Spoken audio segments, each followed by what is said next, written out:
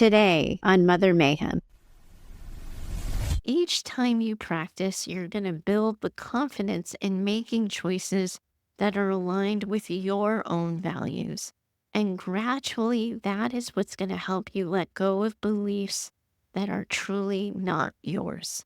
This process helps you shift from living in that automatic survival pattern toward more peace.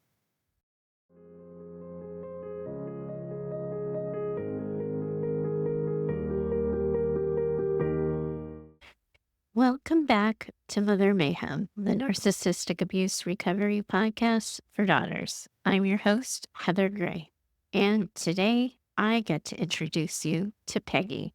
She's bringing to Mayhem her story of being raised by an insidiously, covertly narcissistic mother and an enabling father. Her mom created such enmeshment and isolated her so completely that Peggy now feels lost, like she doesn't really know who she is. She doesn't trust that she actually likes the things that she says she likes. She wonders what is real, what is a lie, and what she's been programmed to believe about herself. Mayhem is going to help Peggy sort all of that out. But first, Peggy, let me tell you how you got this name. I named you after Peggy Olson from Mad Men, one of my all-time favorite TV characters. I almost named you Elizabeth after Elizabeth Moss, who portrays her. I heard a podcast episode where Elizabeth talked about her acting, and I was so inspired by her dedication and her approach. But reading your story, I know I picked out the right name for you. On Mad Men, Peggy begins as this quiet, modest secretary in 1960s corporate world that expects women to be compliant, quiet, feminine. But her talent and her ambition pushes her forward, and she becomes the first female junior copywriter in her firm. Her path to that, well, it wasn't smooth, and she faced so many moments of intense doubt, but she just stayed determined the whole time. And she was constantly fighting to find the balance with her identity as a woman, with her drive for professional success. And she was always trying to define this for herself, what it meant to be true to who she was in a world that, if we think about the 60s, often decided who women should be. She just became this inspiration to me. Personally, anytime I have felt lost or unsure in my own career, in my own life, I thought back on that show. And if Peggy Olson were real, I think she'd tell you that with time, she defined her own vision of success. And she found her own way to be authentic. And she was resilient as fuck. She was determined. I just loved her for it. And now that I'm talking about her, I'm realizing that I miss her. And now, Peggy, the Mayhem listener, I'm going to share your story and I'm going to meet you on the other side. It's taken me a year to write in, but the paper cuts episode and my therapist have convinced me to put my story in writing. My story and the abuse was so covert that I never felt like it was that bad or that I could explain it. And my therapist tells me that this is the scary part. I've been seeing my therapist for over a year now, and it has taken 3 therapists to find one that I connect with. She has really helped me to understand and see my family for what it is: a narcissistic mother, an enabling father, and a golden child, my brother and me. Let me give you a little background. My story is long and nuanced. I won't be able to cover it all, but hopefully you'll get the big picture. There was so much covert abuse, it's hard to even give a complete picture. My parents were married and still are. We lived a picture-perfect life, suburban family, and a movie-like affluent neighborhood. Married parents, 1 boy, 1 girl. I was an amazing athlete, something I didn't realize until adulthood. My brother was gifted, but a rebel that could do no wrong. From the outside, we had the perfect life. I honestly had a great childhood and lots of good memories. And things didn't really unravel until adulthood. There wasn't any obvious abuse, only extreme manipulation and emotional control.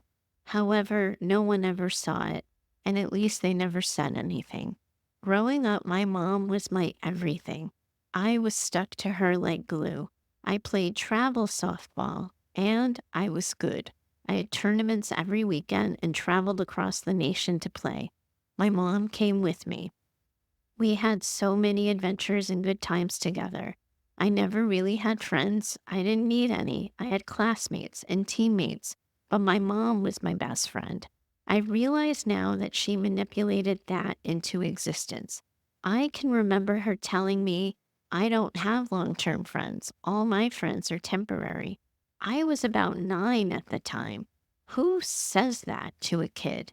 Because we traveled, my dad stayed home with my brother, which I carried a lot of guilt for because of my mom.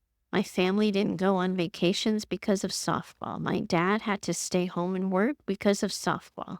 My mom couldn't be home with my brother because of softball. While at the same time telling me my dad and my brother didn't actually want to come to the games. My dad never, quote unquote, never liked sports. Obviously, I can see now that she was using triangulation to keep control of me.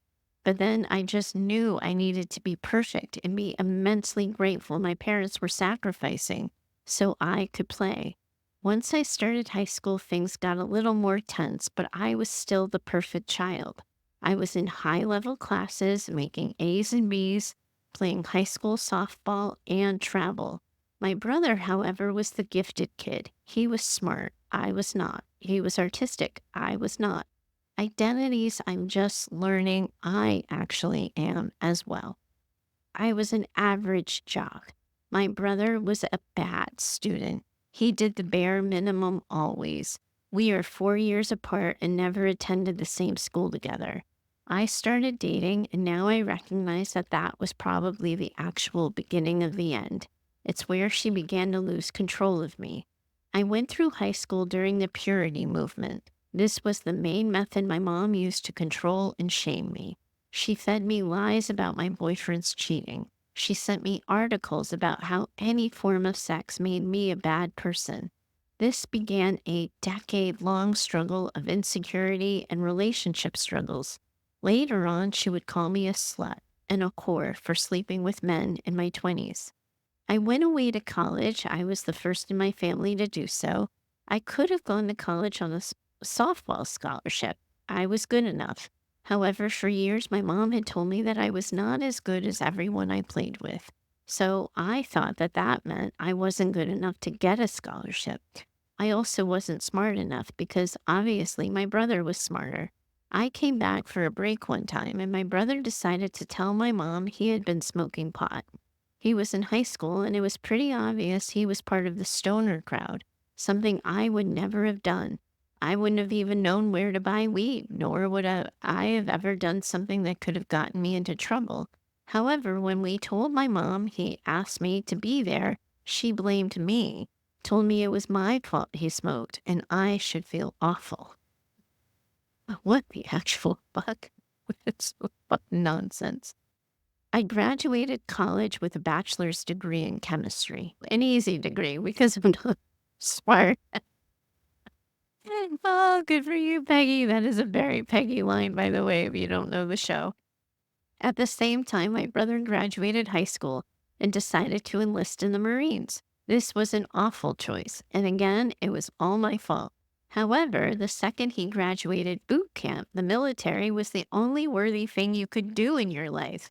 I had just gotten a degree in chemistry, but it was worthless. In addition, the only man worth marrying now was a military man. I would make a great military spouse.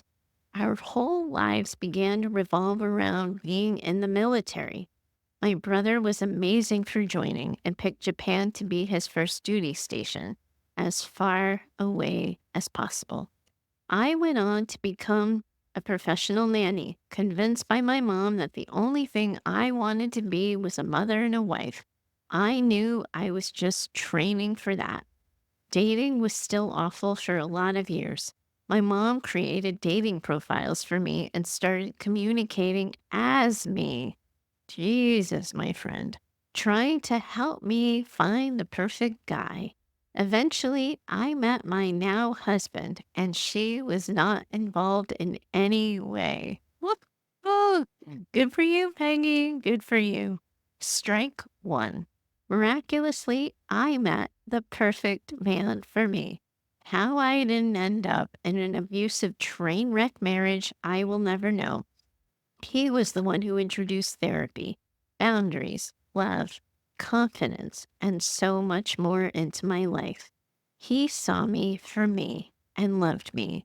My mom, well, she was absolutely beside herself. Imagine she was, Peggy. From day one, she tried to destroy the relationship. From reading my text messages, I was 26 at the time, to threatening to hire a hitman to kill him. That, my friend, is a new one here on Mayhem. We haven't heard that one before. She did everything she could to sow doubt and convince me to not be with him. Through this, my husband stood by, encouraged me to go to therapy, assured me the relationship would get better, and helped me through the storm of emotion.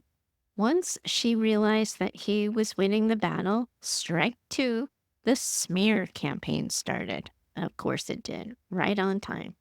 She tried to convince anyone and everyone that my husband was controlling and abusive, that he was trying to isolate me.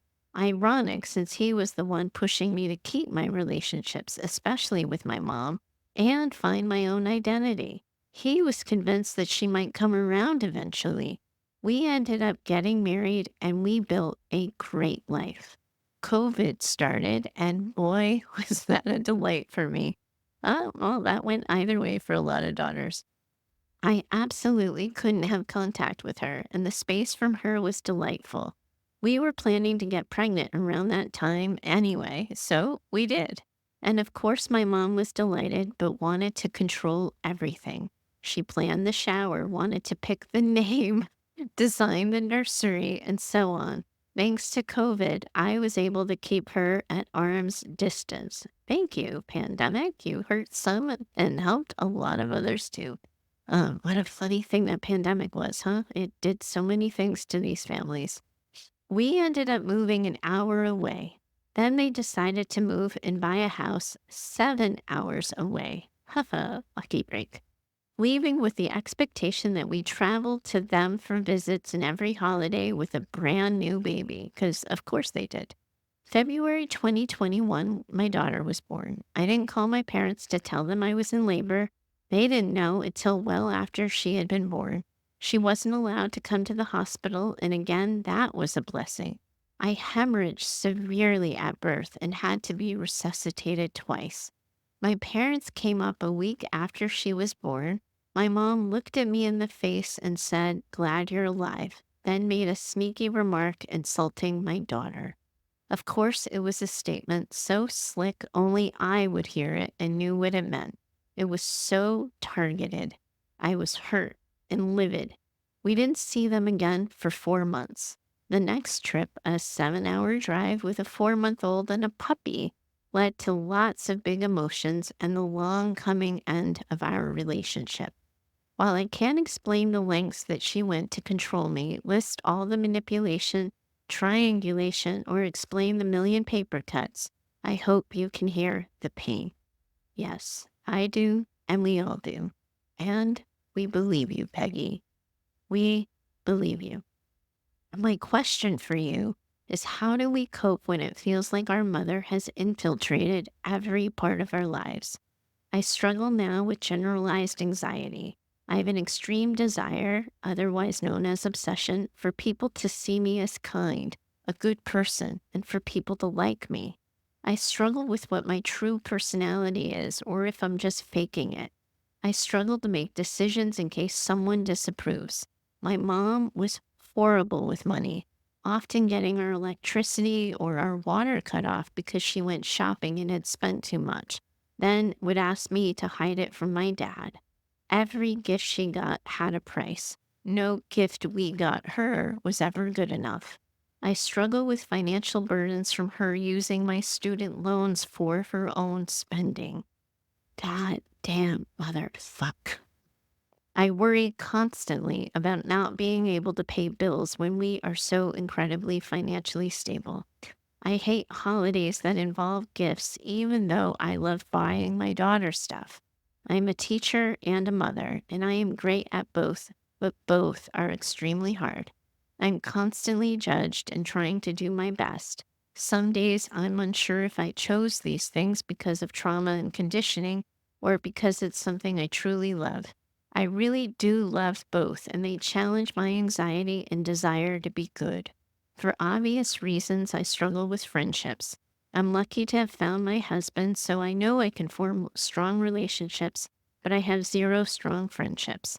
I've also been told I'm not pretty enough, or skinny enough, or smart enough, or whatever enough my entire life. Never outright, but ever present, so and so has a good body type. We don't have that.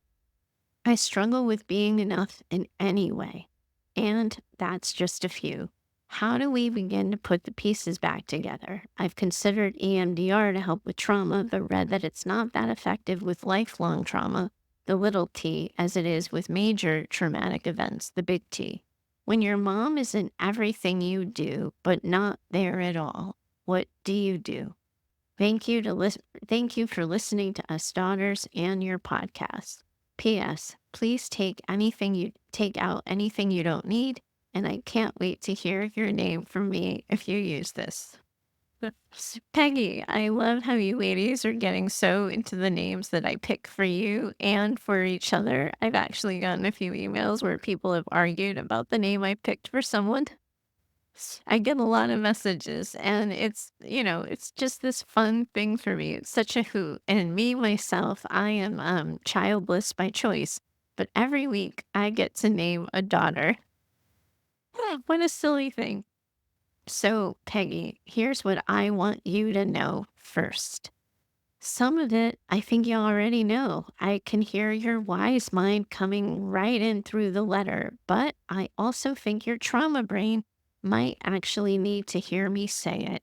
Maybe little girl Peggy needs to hear me say it too. So, first, thank you for writing this and for finding the courage to share your story.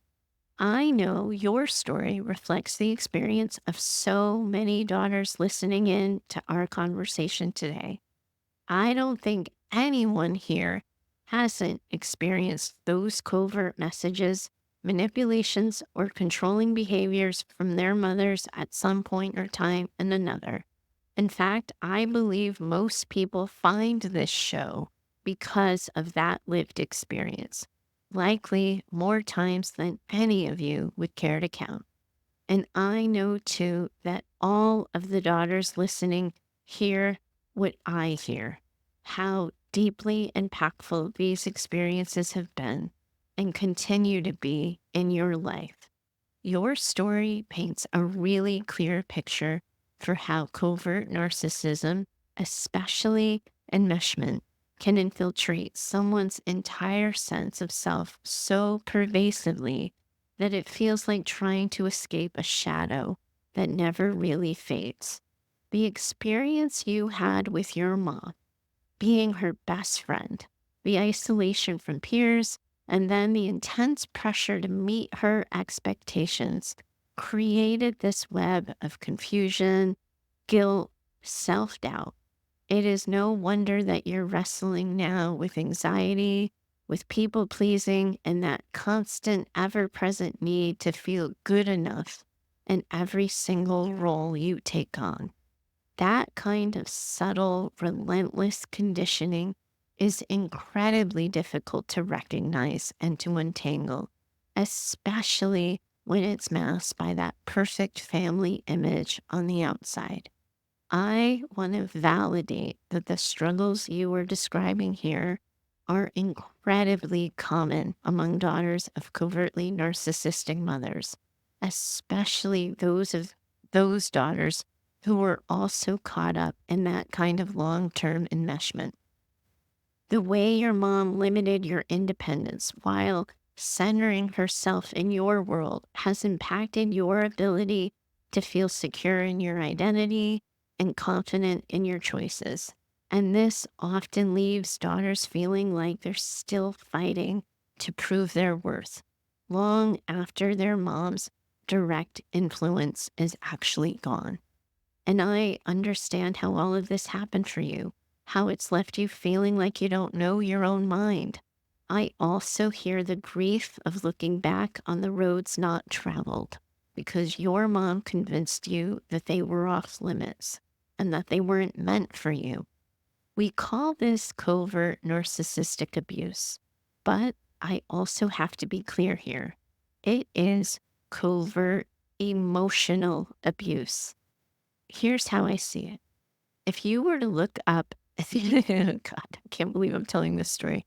If you were to look up and down my legs right now, and trust me, I do not recommend it, you would see giant welts all over them. Some beast of a mosquito got me, and you can actually look these suckers up, and it's a Southern California thing, apparently. They bite through clothing. So one of these stupid assholes, and I didn't even feel it, got right up my leg, and I didn't know I was being attacked. But I sure as hell feel the sting and the relentless itching now, days after the fact, even though that little fucker is nowhere to be found. That's what healing from covert narcissistic abuse is like. When you are managing the effects, piecing things back together, and sorting everything out, nothing looks how it looked at the time. And that leaves you feeling like you're crazy, overreacting, or being too sensitive. Part of what makes healing from covert abuse so challenging is exactly what you've already pointed out.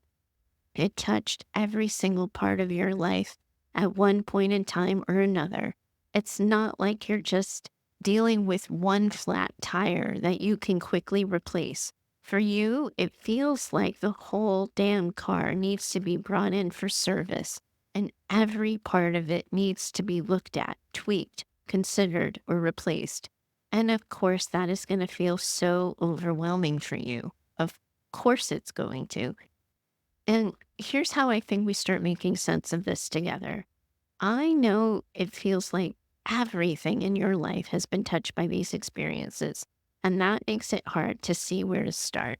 To help you get out of your overwhelm, I broke your story down into 6 core questions, each kind of focusing on a part of your healing journey. I'm going to go through each of them individually, but let me just set the table a little bit for how I broke this down for you. And this is where I'm going to encourage all of you to stop, grab a notebook or your notes app in your phone, because I am taking you to school again. These are the questions we're going to be tackling. How do we cope when it feels like our mother has infiltrated every part of our lives? How can I manage my anxiety and obsession with being seen as good, kind, and liked? How do I rediscover my true self and know if I've genuinely enjoyed the roles or if they're rooted in conditioning? How can I handle my complex feelings around money after my mom's misuse of my loans and our own household money? How do I navigate friendships when I feel unworthy and insecure? How do I begin putting the pieces back together when trauma is woven through my entire life? So, buckle up, ladies. Here we go, Peggy. I'm starting with your first question. How do we cope when it feels like our mom has infiltrated every part of our lives? First, you know me here, I have to validate the feeling.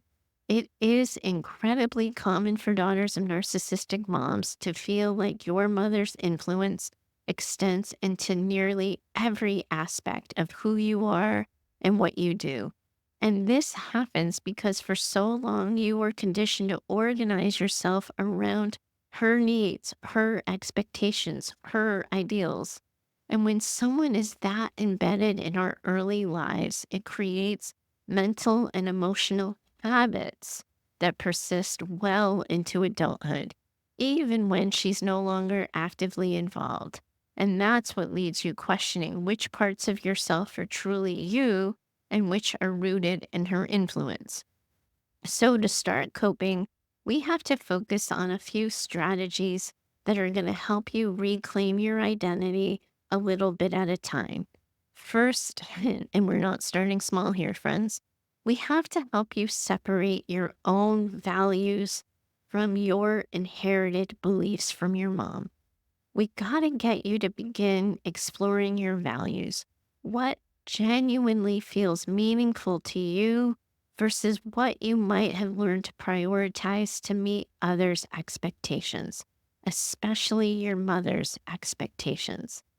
The only way I know how to help people do this, because this is so big and overwhelming, is I encourage you guys to start with small reflections in your regular everyday life. So here's an example. Say you feel pressure to always look put together. Ask yourself if this aligns with your own values or if it's something you learned to do simply to avoid criticism.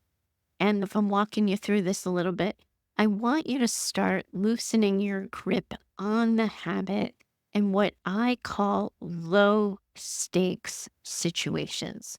So maybe that means dressing comfortably for a casual outing or letting a few things around your house be out of place. Observe for a second how you feel. When you recognize that you're feeling comfortable or relaxed means more to you than perfection, that's where you're starting to connect to your authentic self. Each time you practice, you're going to build the confidence in making choices that are aligned with your own values. And gradually, that is what's going to help you let go of beliefs that are truly not yours.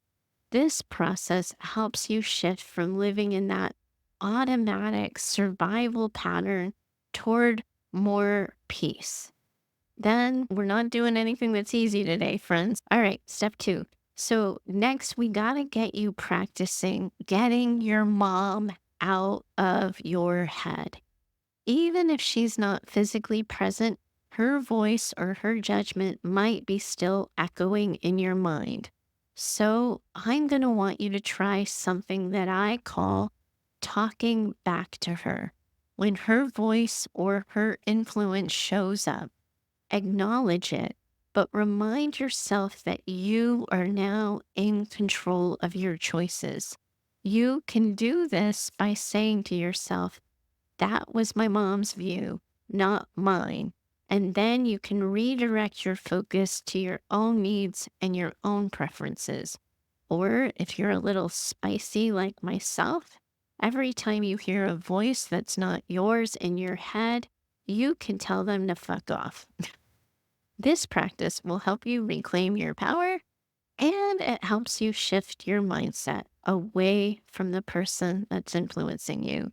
And if F bombs aren't your thing, if middle fingers aren't your thing, please do find your way and your thing of how you are going to talk back to that voice that has no business being in your head.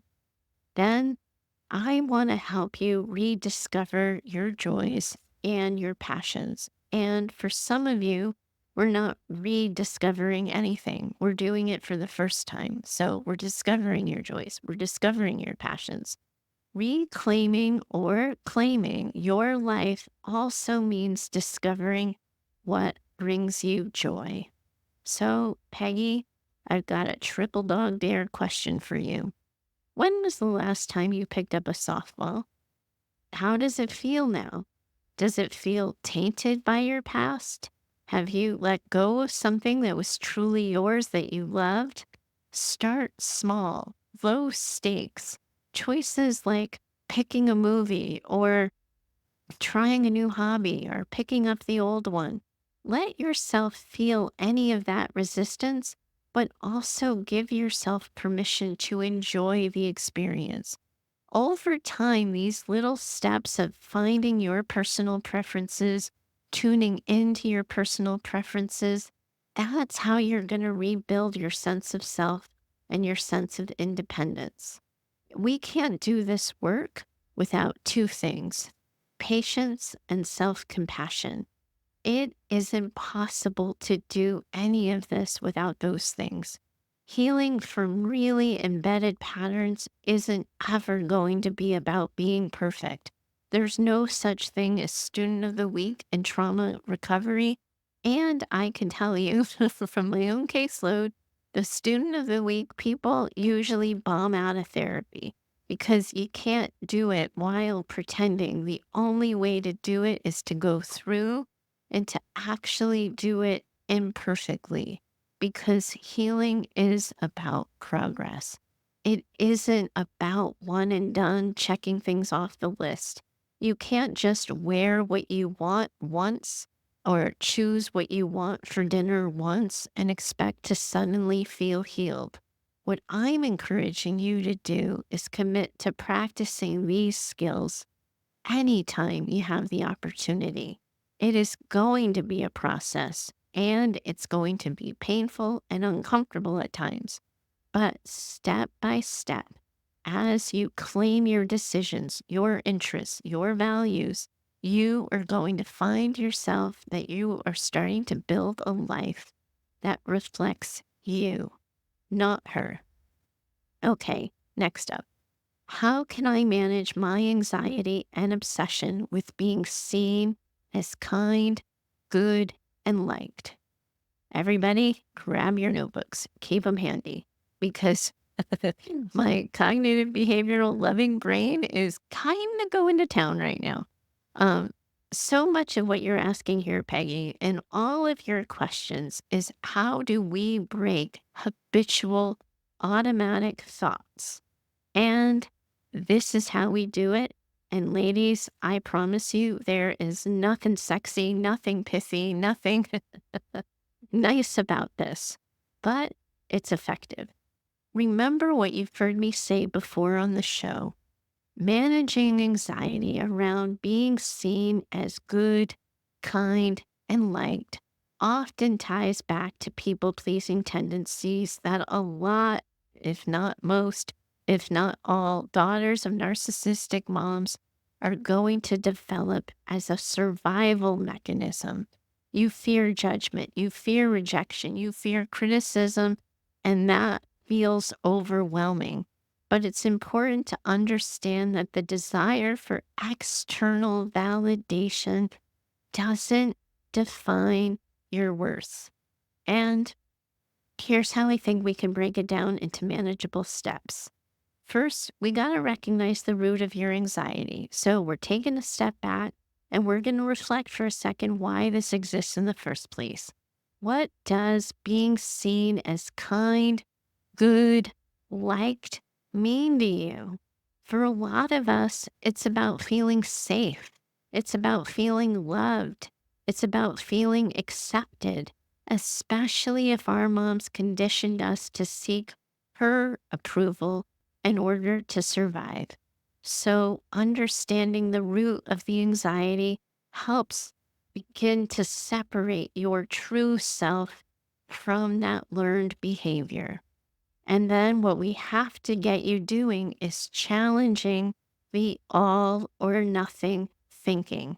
We fall into this trap of thinking that we need to be perfect, and that becomes universal in every situation. And this kind of all or nothing thinking fuels anxiety because, of course, it does. It's impossible to meet standards like that. So you're going to have to recognize that not everyone needs to like you or approve of your choices. And that's okay. You are allowed to have boundaries and opinions that don't align with everyone else's. You're still kind and you're still good, even when you're not universally liked. So that means practicing saying no or disagreeing again in those low stakes situations. One of the ways you can practice detaching yourself from that need to be liked is by saying no to things that don't align with your true needs or your values. So start small. Again, low stakes.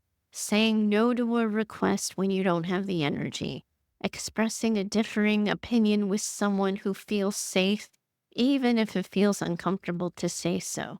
The more you practice asserting yourself and your preferences and your ideas and your beliefs in these low stakes mini situations, the less you're going to feel overwhelmed by that need for approval. And then this is also, too, so much of this, you hear me say this 1,000 times on the shows, ladies. I am working with all of you to help you rebuild the relationships you have with yourselves. It is always about helping and own your self worth. Your value is not determined by how well you perform in the eyes of other people. So you have got to start practicing self compassion and question when your self worth is being tied to being liked or where it can exist independently, regardless of what other people think. Those of you who aren't just note takers here, but you're also journalers, this is a good journal question. So grab that app or grab the notebook. What would it feel like if I didn't have to earn my worth by being liked? Over time, this can shift your perspective on self acceptance. Focusing too on your own needs and not other people's reactions. Instead of obsessing over what other people think of you, start focusing on what you need to feel comfortable and true to yourself. And again, we have to start small here. The next time you're about to do something or make a decision, ask yourself, what do I want here, regardless of how others see me? Letting go of the need to predict and control other people's reactions is going to alleviate the anxiety of being constantly watched or judged. And we're always working on grounding ourselves in the present moment. That is always going to be the challenge, is getting you out of the trauma brain, which keeps you stuck in the past, and in wise mind in the situation that's happening right now.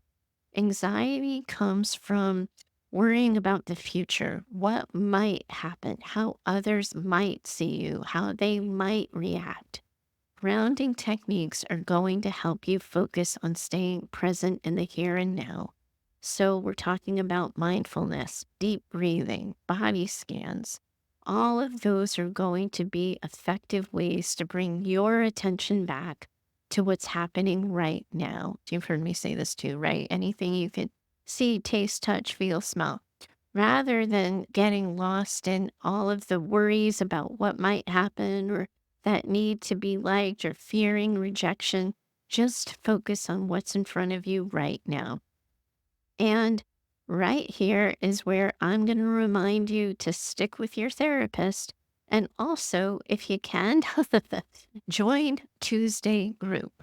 Working through this shit is tough. And it is a lot to manage on your own. It is easy. It is so friggin' easy to just overlook a blind spot, to talk yourself out of an uncomfortable moment.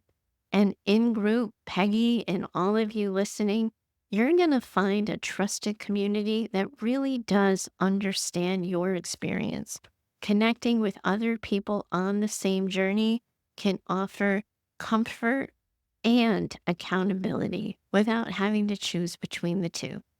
And the last point I want to make on this, just like I said a little bit earlier, is as you tackle your struggles with anxiety, it is so important for you to remember that this is a process. Undoing that pattern of seeking constant approval, it's a journey, it's not a destination.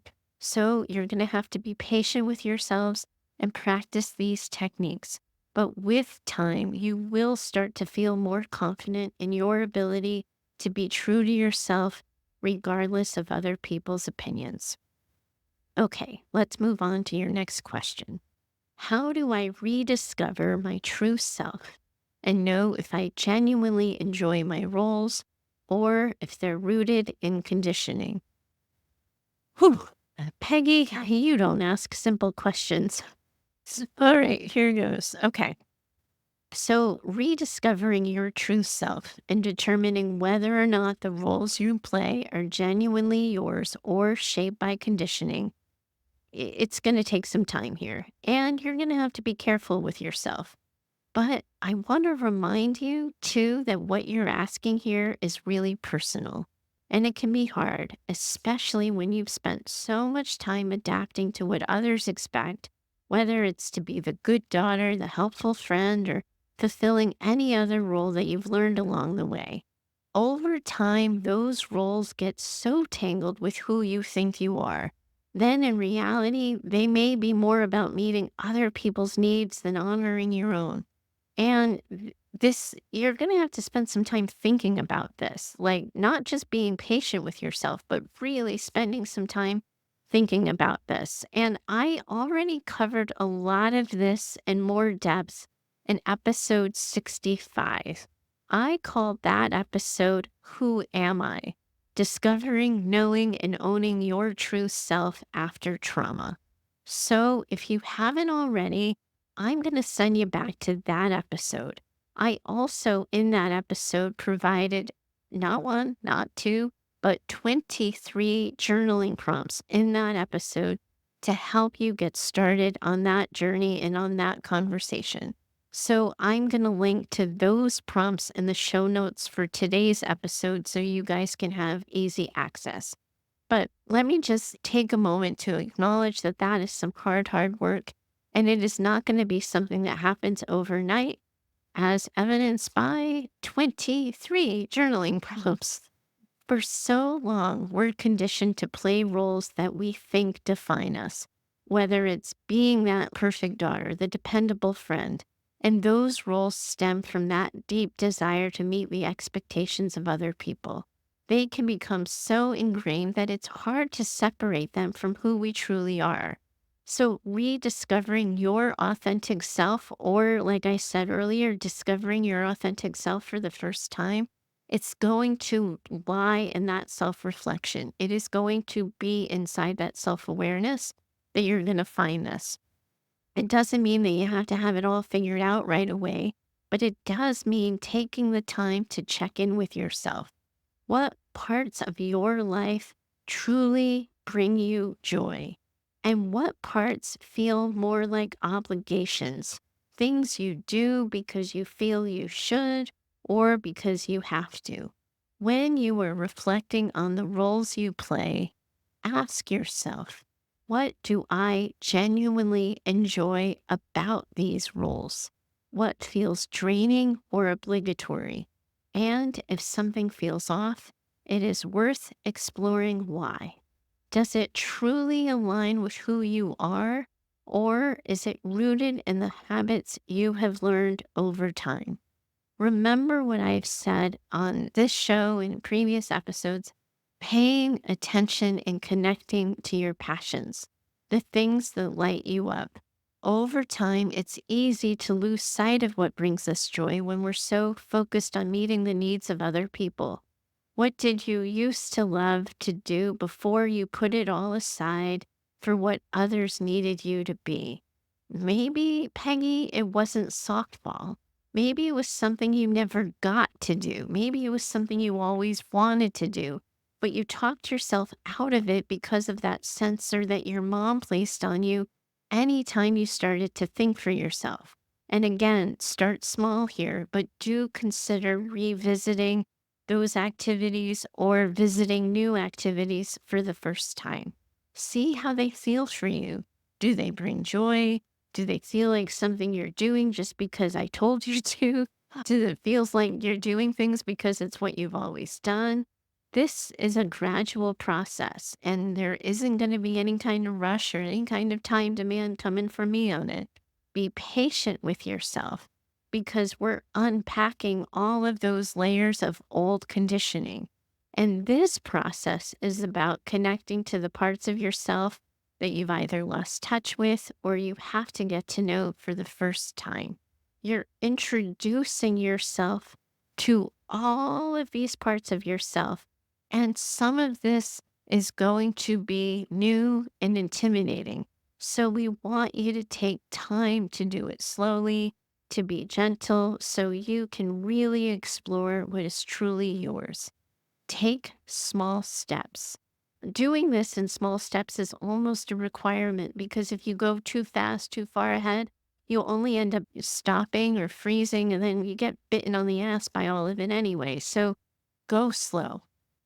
All right, next. Next up, money mindset. Oh gosh, this is like a whole episode unto itself, but I'm going to give it my best college try here. I got to tell you guys, money mindset, this is tough for people who've had trauma or who don't have trauma. You asked Peggy, for the context of your story, how can I handle my complex feelings around money after my mom's misuse of my loans? And of course, this is going to be a loaded issue for you. When it comes to navigating your feelings about money after your mom misused your money, it is going to be completely understandable that this is a situation that's complex and really emotionally charged. Give it permission to be complex and emotionally charged. It is an awful thing that happened to you, financial abuse. And that's what I'm calling this, financial abuse, is an additional abuse that got piled on to so many others. Being portrayed in that kind of way, especially by someone who was supposedly keeping you safe and was trustworthy, that leaves really deep wounds. Money, in this case, Peggy, it's not about finances. It's about trust. It's about boundaries. It's about a sense of fairness. So, first and foremost, it's not just about the loans being misused, even though that is horrendous in its own right. It's about the deeper impact that that betrayal has had on you. When a parent mishandles something so incredibly significant, something you relied on, it's a violation of trust and of care. So, yes, you're feeling confused, you're hurt, and you're really fucking conflicted about money right now. It's not just the financial aspect that's so complicated. There's this emotional weight it carries.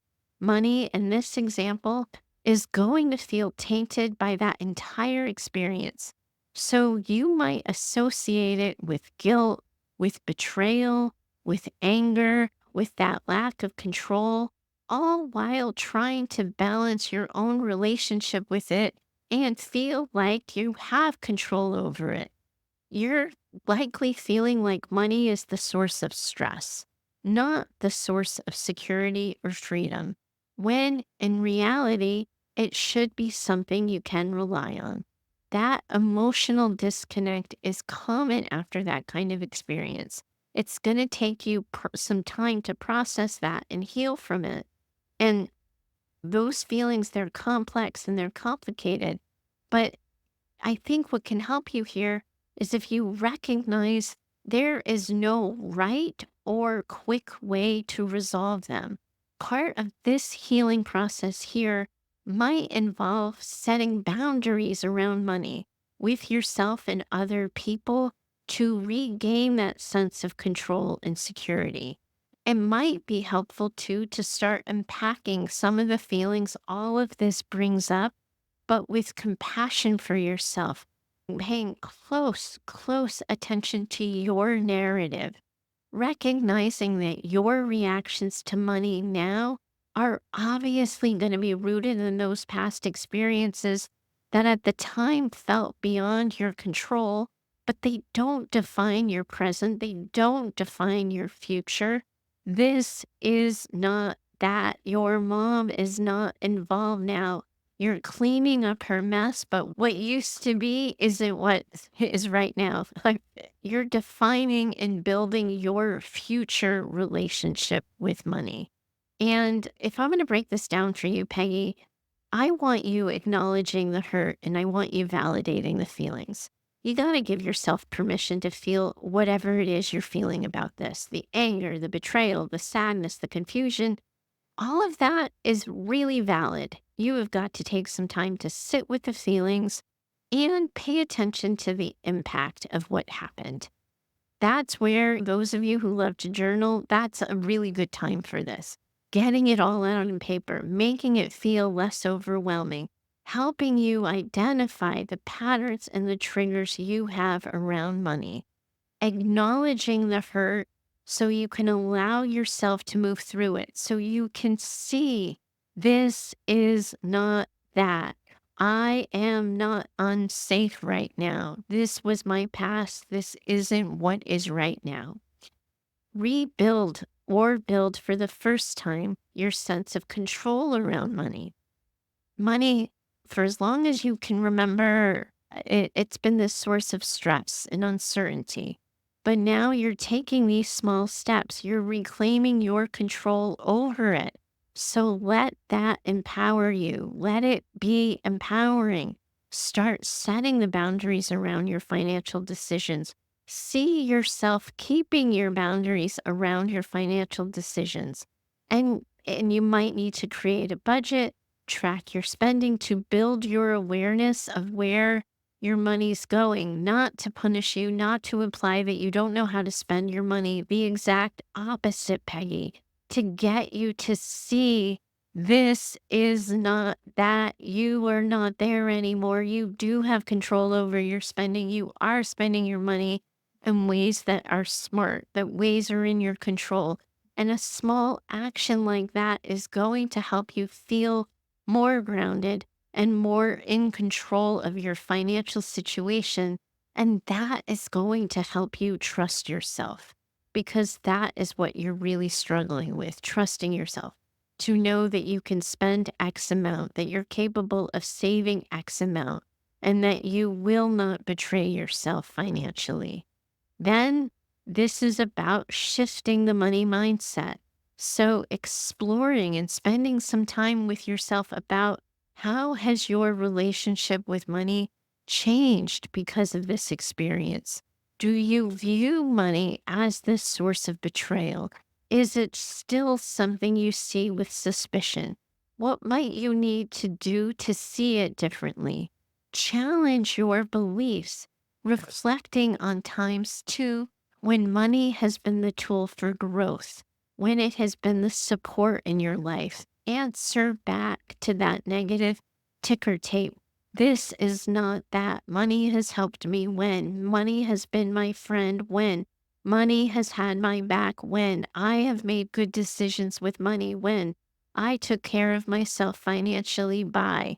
And it is helpful here looking at your finances as that resource that is separate from your past. So you can build a more trusting relationship with it going forward. You don't have to rush this. There's a theme in this lesson, in this episode, Peggy. We're not rushing anything. I am giving you and your therapist a pile of work to do together. Um, you don't need to have it all figured out today, but explore these areas with yourself gently at your own pace.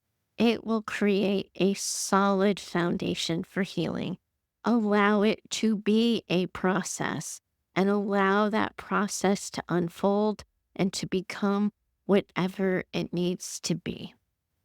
Now, Peggy, you and me, here we are, face to face with one of the things you've heard me talk about on the show, navigating friendship when you're still feeling unworthy and insecure.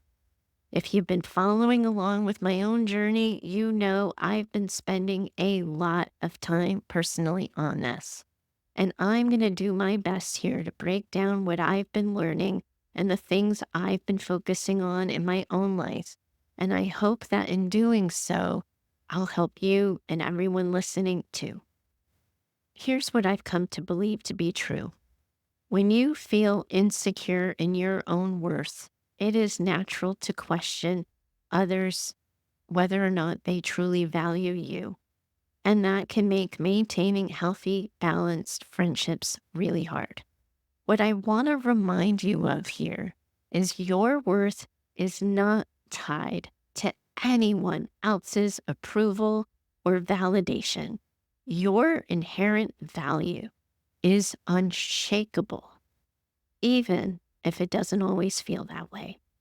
We also have to remember and recognize that insecurity often comes from within us, from those past experiences, often from the relationships in our lives that didn't provide safety, that didn't offer us care, and didn't give us validation that we needed.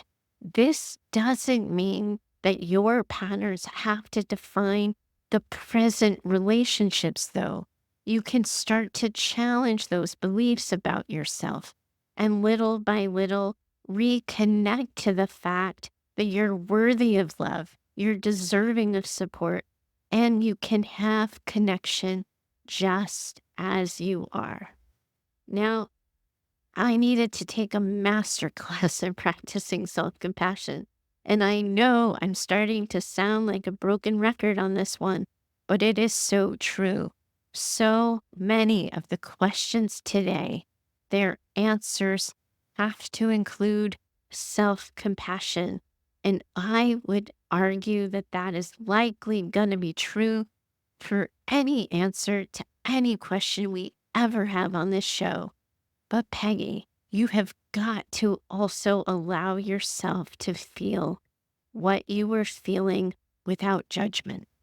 It's okay to feel insecure. It's also important to remind yourself that your feelings don't define who you are. That means you gotta be nicer to yourself when these feelings come up. When you notice that you're being self critical, challenge those critical thoughts by saying, would I say that to a friend? Most likely, you'd encourage your friend to be kinder to themselves. So, you have got to try offering that same kindness to yourself. When I was deep in the throes of my own heartbreak and I was spinning out about something, my husband said, "Hey, that's my wife you're talking about." And that stopped me in my tracks. And now, when I go down the trails of the coulda, shoulda, wouldas, I make sure I am being my own best friend. And that has helped a whole hell of a lot. I've also learned a lot about having realistic expectations in friendships. When insecurity creeps in, it leads us sometimes to either overextend ourselves to kind of keep people close or to pull back a little bit out of a fear of being rejected. Both of those things are exhausting.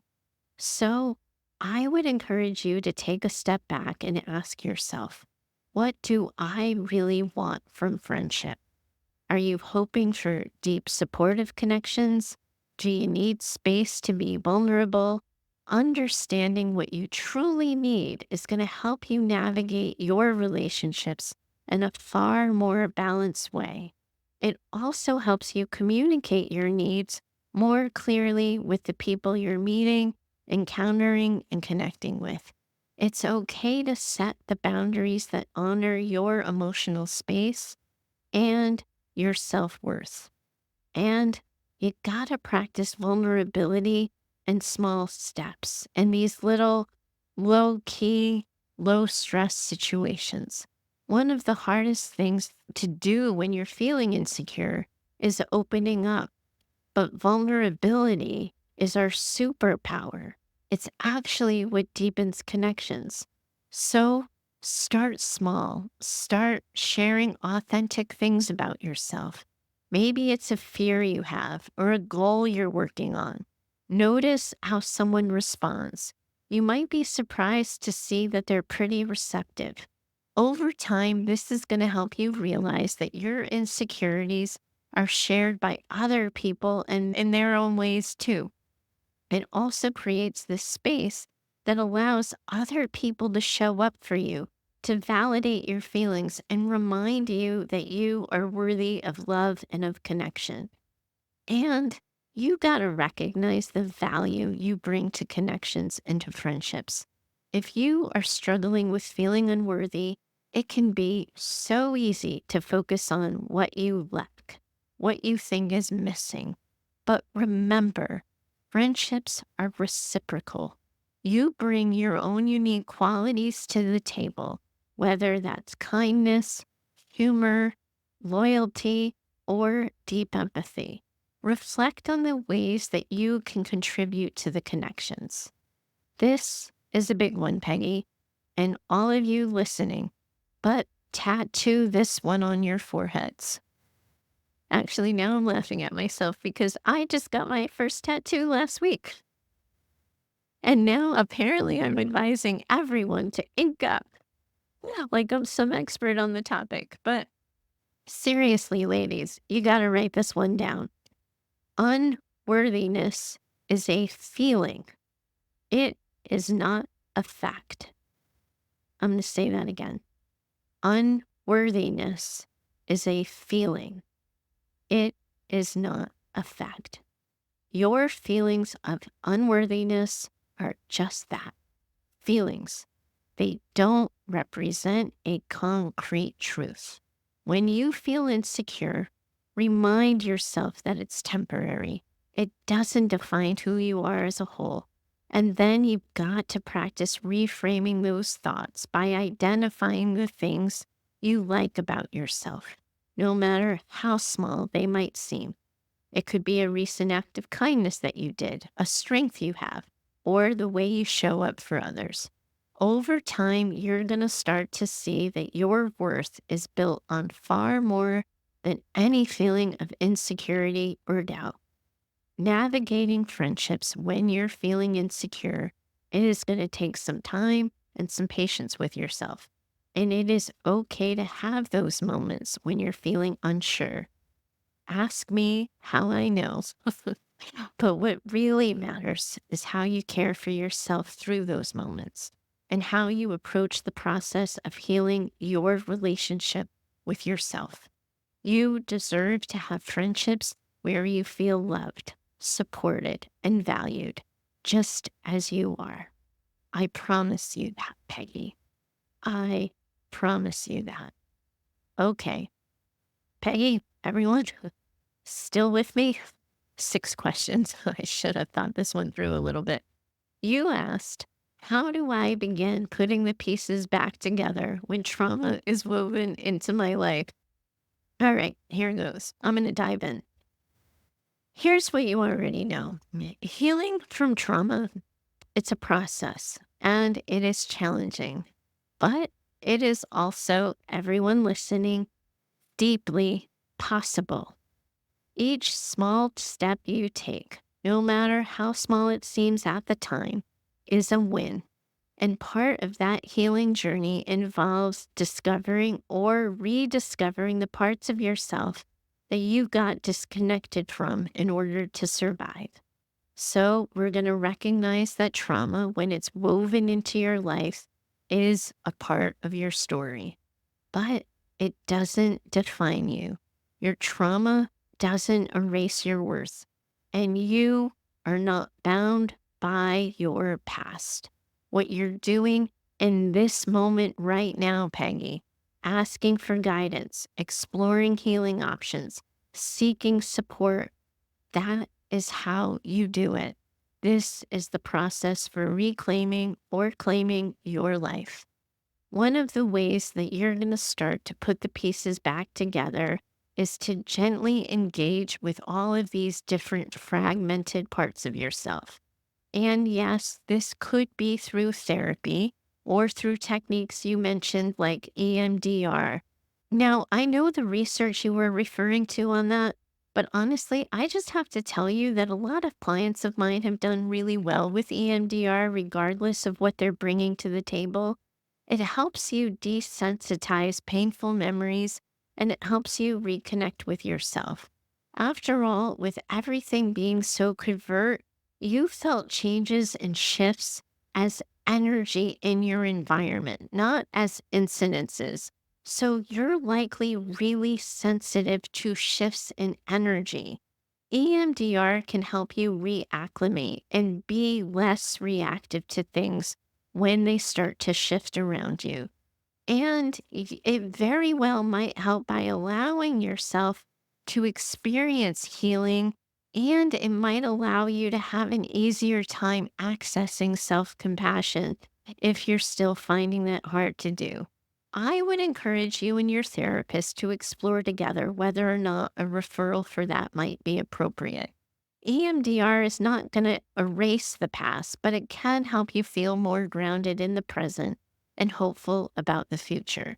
There's also a couple of other things you can try. And the first one comes from Captain Obvious, and you're already doing it. The good news here is we are going to start by acknowledging that you are dealing with trauma, and that we're going to acknowledge your trauma, and we're going to acknowledge that you're dealing with it.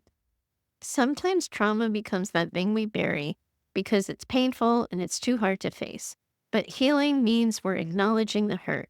This doesn't mean we have you reliving it over and over and over again, but we're simply recognizing that trauma exists in your world, in your life, and in your past experience, and we're acknowledging that it's affected your life. We can't do anything until we do that, so we're going to give it that space. Then we're giving you permission to heal in your own time. There is always going to be pressure to move on, to get over it. And that can feel really intense, especially in a world or an environment that doesn't understand the complexity of trauma. But the truth is, your journey is yours and yours alone. So please, for the love of God, all of you listening, take it slow. You don't have to have all the answers.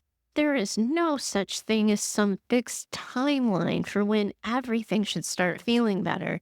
But you put the pieces back together. You respect your own rhythm. You honor your healing process, one foot in front of the other, even if it's messy, even when it's nonlinear. And choose a treatment modality that you have buy-in into and commit to it. There are a lot of options out there. Honestly, I'm going to be real with you guys here. The one that is going to work the best for you is the one that you have buy-in into. So maybe it is talk therapy. Maybe it's EMDR. Maybe it's group therapy. Hint, hint, hint. Maybe it's somatic work, polyvagal work.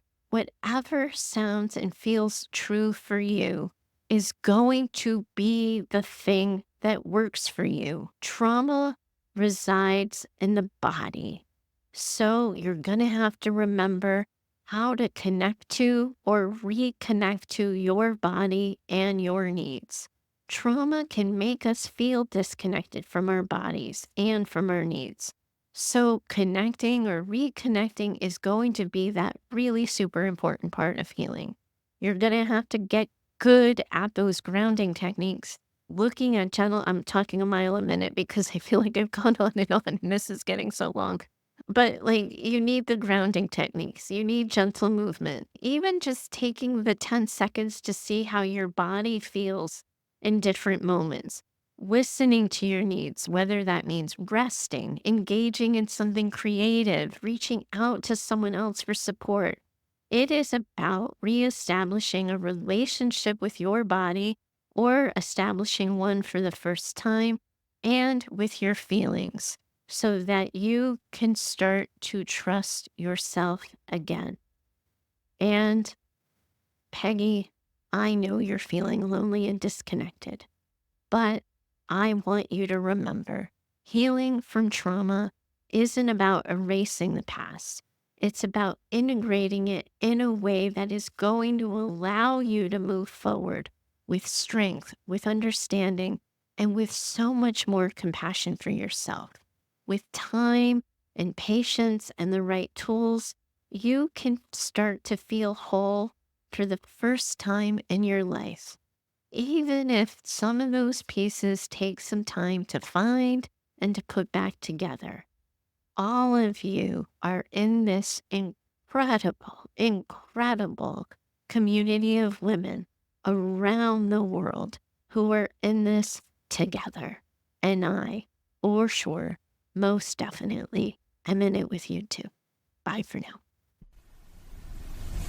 I do hope you enjoyed today's conversation. If you have a question you'd like me to consider for the show, please do email me over at heather@daughtersnpd.com. You are always welcome to share your story or questions by recording yourself using the voice app on your phone. For best recording quality, please do record directly into your phone without using headphones or Bluetooth speakers. We're building an incredible community as well over on Instagram, and I'd love to see you over there too. You can find us at Daughters NPD. Lastly, if you love what you've been hearing here on Mayhem and have found the show helpful in your own trauma recovery, please do consider becoming a Mother Mayhem sponsor by purchasing simple scripts for saying hard things. It's a resource I created that provides the right words for the hard conversations, and it covers life, love, and work. You'll find a link for that in the show notes. If you know another woman who needs this conversation in her life, please do share the show with her. Your reviews and social shares help spread the word, and I hope you'll consider doing so. Special thanks to Heather Clark for editing the show. She's in my head and knows what I meant to say when the words come out backwards. Thanks so much for your time today. As always, I'm in it with you. Bye for now.